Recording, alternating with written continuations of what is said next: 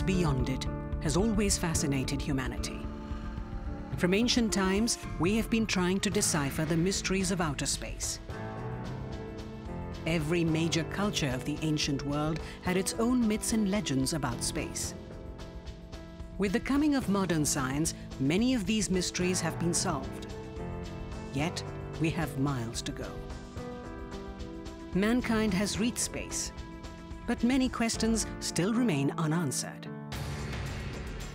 Of all these questions, the most important one is, how can space technology be used to the maximum benefit of life on Earth? How can it be used to understand, analyze, and define our world? India as a nation has always aimed to find an answer to this crucial question.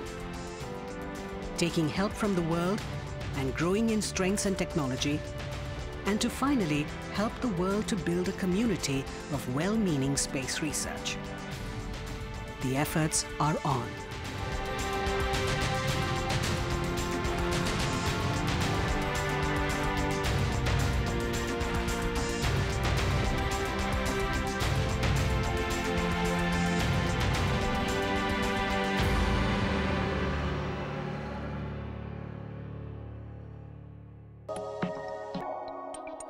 Meet Anamika, a young girl from the rural hinterlands of India. She has a dream. One day she wants to reach out to the sky and beyond. Yes, she wants to become an astronaut and reach outer space. She wants to follow in the footsteps of her icon, Kalpana Chawla. Kalpana Chawla, India's first woman in space, was from her village in Haryana. If she can, why can't I? Thinks Anamika.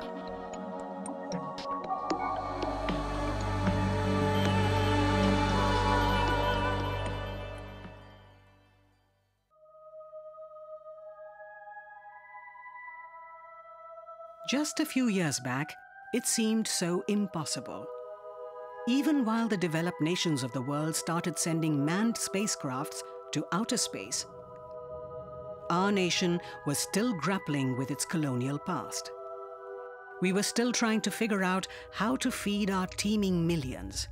Reaching out to space looked like an unnecessary luxury. Yet, there were people who understood the real need of space research for a nation like India.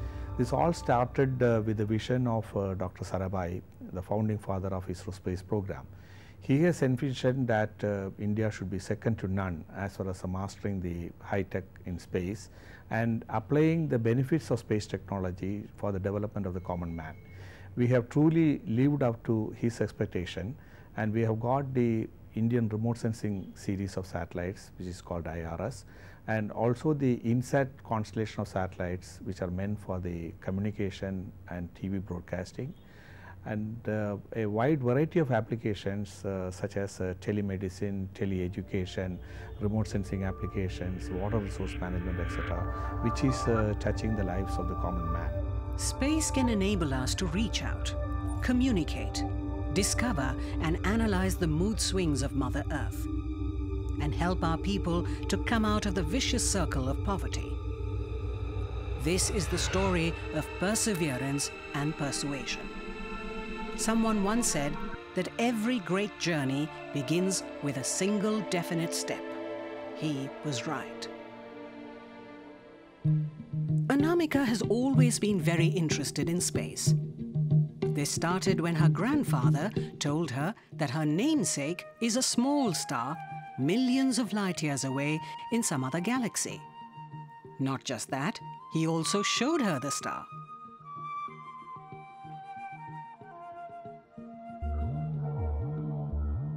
That opened a floodgate of questions. What are stars? What is their origin? How do planets function? What is space? Anamika started understanding the mysteries of space and the benefits that space research brings to her own little village.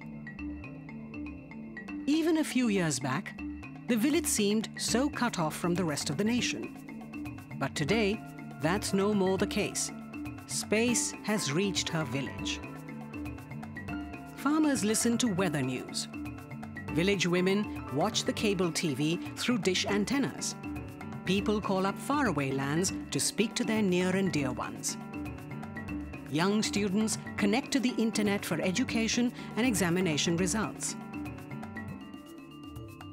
Even the village doctor is happy. He has access to the best specialists through teleconferencing. Telemedicine has made it possible. And all this has been possible only because India decided to go on with its space program. Because some great thinkers of our nation believed in India's spirit of excellence. People like Vikram Sarabhai. Indian space research has always been guided by the spirit of taking human civilization forward. Not for a sense of competition, neither a sense of pride. Space, besides everything else, is a developmental tool for us. A research dedicated to a better life and livelihood of human beings on Earth.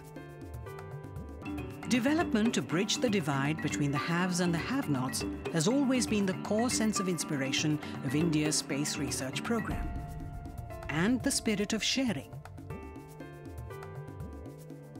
Whatever India does, it shares with the rest of the world. India has got a very vibrant space program. Over the last 4 decades, we have achieved self-reliance in developing these technologies.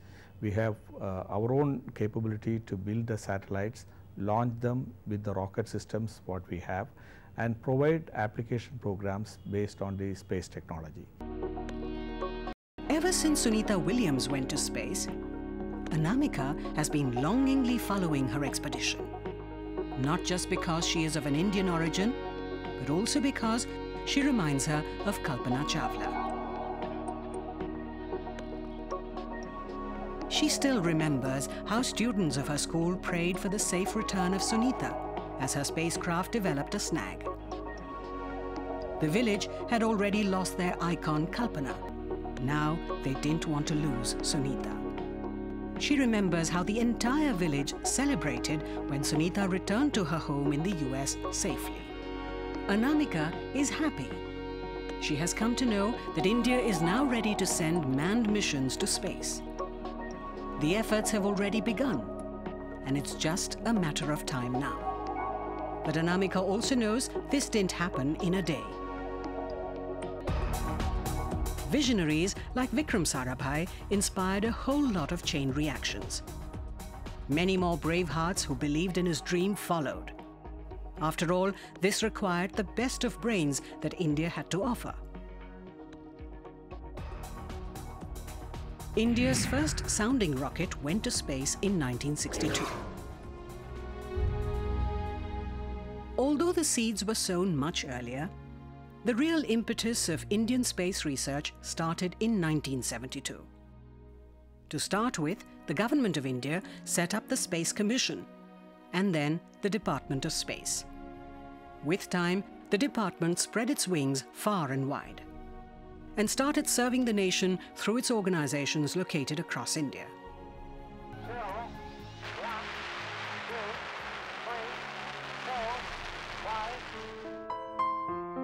Anamika has often read about the golden age of space research in the world. Secretly, she adores these people. But she does feel strange when people tell her that these rapid advances in space research were the direct results of the Cold War. Nations were clamoring to prove their superiority over each other, each trying to prove a point. For India, that was not the case. It becomes evident when you look at the initial years of Indian space research. The target was to create a better life for our citizens. So our space program concentrated on the development of satellites, launch vehicles, sounding rockets, and associated ground systems, all for peaceful purposes. Reaching out to space was always a dream for Indian scientists, until one man actually did it. The first man from India to reach space still remembers his anxieties, his sense of jubilation.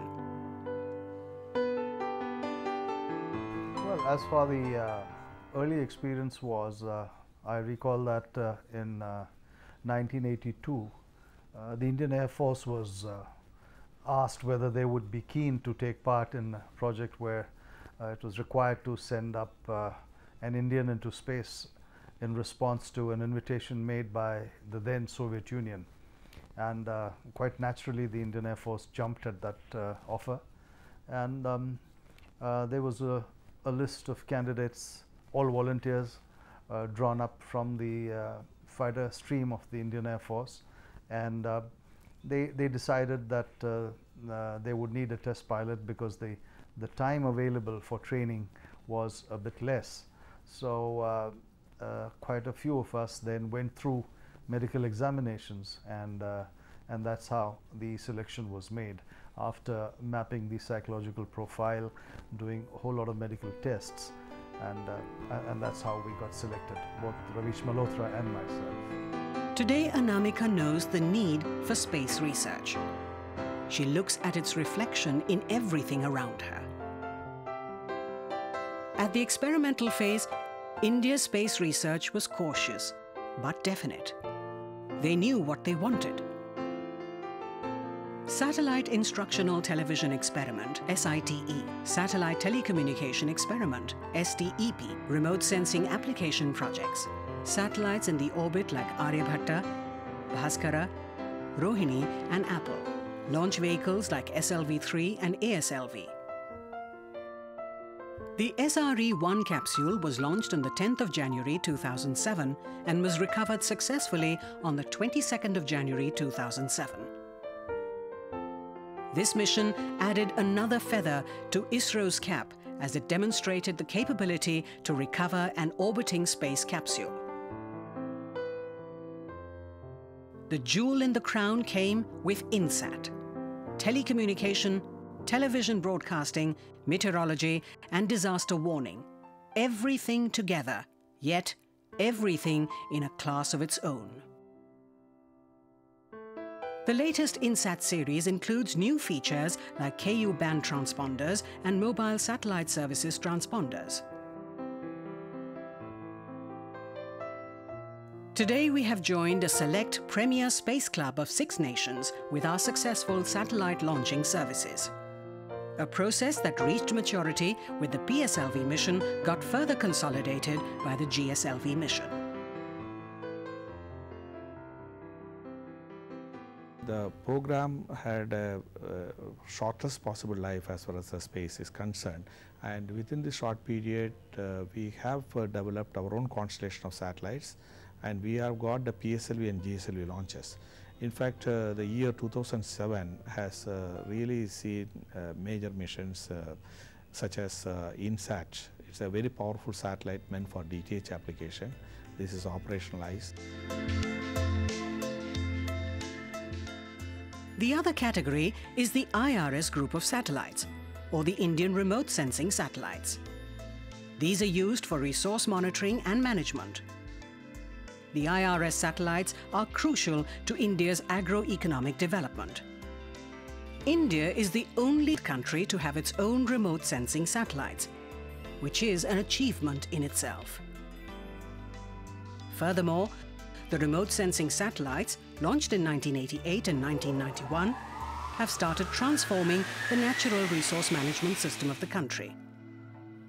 The next step would be the projected launch of advanced remote sensing satellite, which will not only enhance the scope of the ongoing applications for India, but will also offer commercial service to other countries. Anamika realizes space research is not just about putting satellites in space. It's also about building bridges of communication, spreading sunshine. Indian space scientists also involve themselves in many other activities. SRO-SS and IRS-P3 satellites, pride of position in international science campaigns, and ground systems like MSD radar. But everywhere, the essence of all activities finally leads to one objective: the improved condition of the people at the grassroots level. Today, for example, a patient who is in the farthest corner in the northeast region, he is able to get expert medical service from the specialist hospitals in Delhi or Bangalore, sitting at his own house. Education, as you know that there is a dearth of teachers. So we are trying to create virtual classrooms through the audiovisual media, and today nearly 20,000 schools are connected to the tele-education network. Keeping this in mind, ISRO concentrates on 3 key areas, and these are the areas that lead to the growth of the nation. Year on year, the Indian economy is growing at the rate of almost 10% and fast reaching a double-digit growth. Space research built the edifice on which the economy is standing today. What are the factors that lead to its growth? People need to communicate, learn and connect to the world. Space research ensures that. A biosphere needs to understand itself well, know its topography and climate to maximize its potential. All this can be done effectively from space.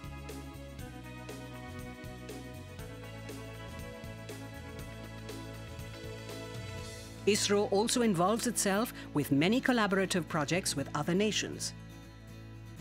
India's infrastructure database building and technological excellence have started attracting global attention.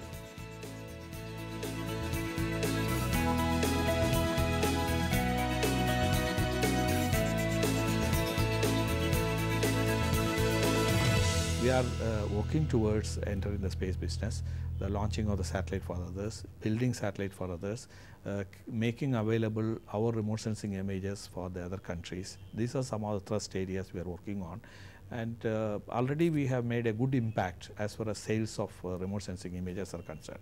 About 15% of the global market has been captured by our satellite images. All of this with a people orientation. This means that whatever we do in space, it is for the benefit of people on Earth. No wonder many people now look up to India for its peace-oriented research.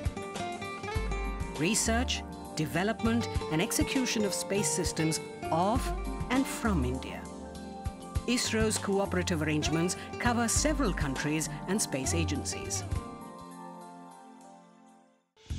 ISRO's hardware and services are available commercially through Antariksh Corporation. The wings of Antariksh are widespread.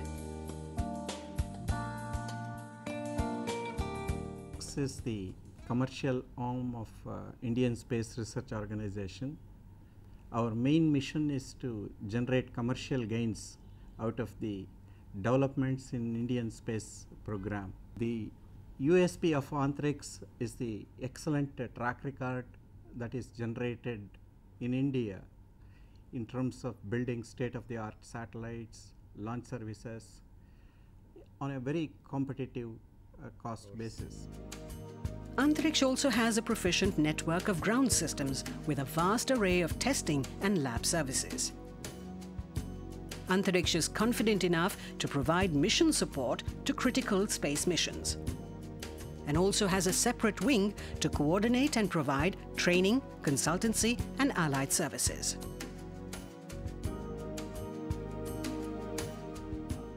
International cooperation is one of the important aspects of space activity. This is true in the field of space commerce too. For example, we are cooperating with Europe. The EADS Astrium, which is a global satellite manufacturing company, is cooperating with us. We jointly build the satellites and offer it to the global market. So here the technology developed in Europe as well as in India is put together in a synergistic way to offer to the global customers a very cost-effective product. India has always been careful that investments in space programs should generate positive inputs for people on Earth. It should focus on those unanswered questions that benefit humanity.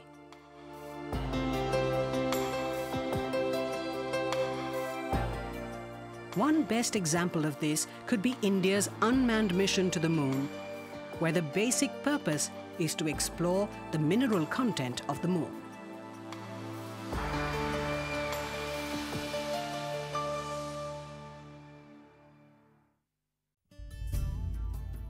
Anamika dreams of reaching space, and then the moon someday. But it's not just her dream. It's the dream of hundreds of dedicated children of India, who spend tireless days to make it happen. It's the dream of a nation that has always been fascinated by the sky above, always strive to understand and decipher its myriad mysteries.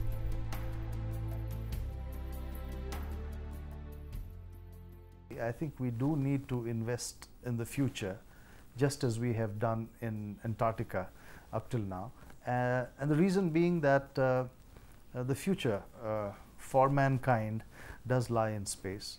Our resources on Earth are limited, and therefore we must exploit all that is available, augment, supplement our resources which are finite and which are being used at an alarming rate. Today we have a nation of billion people to connect.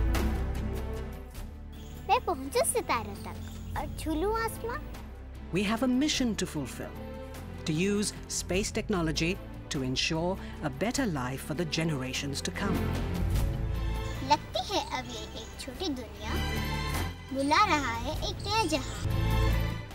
Today when Anamika looks at the moon, it's no more just a fairy tale land for her. It's a truth.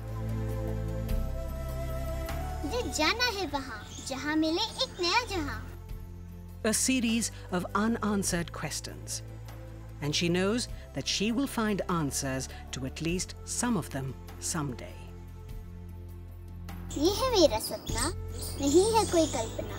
The sky is not the limit for us. Not anymore.